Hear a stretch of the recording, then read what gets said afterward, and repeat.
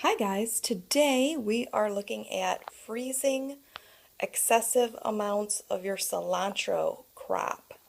And as you can see here, I've got it back on my cookie sheet, got it on the parchment paper.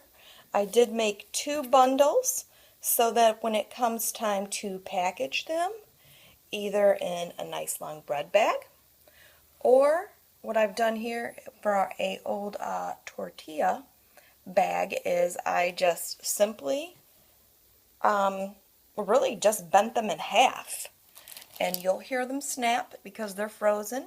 And then I've got 2 bundles in this bag here.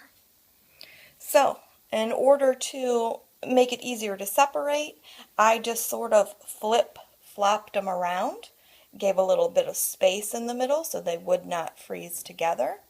If you have some flowers on it, that's not a big deal. That's not going to hurt anything. What I will use this for is to really flavor salsa. And I use it in the NutriBullet, so you can, or I should say, it will be extremely green. It's going to be full of air, and your concoction, even if you're adding everything else you should to salsa, it's not going to look that red at first. I usually put a lot of cilantro in, so it will look extremely green. Once I put it in the refrigerator and just sort of let the air come out of it, then you will start seeing more of the red take over, probably by the end of the day.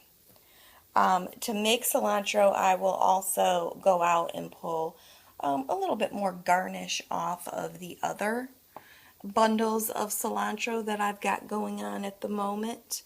But the true flavor is going to come from these excuse me, bundles of cilantro that I have already frozen. And I will use the stems and all. I will also use this with just water in the NutriBullet to flavor like rice water. You could lay this on top of chicken.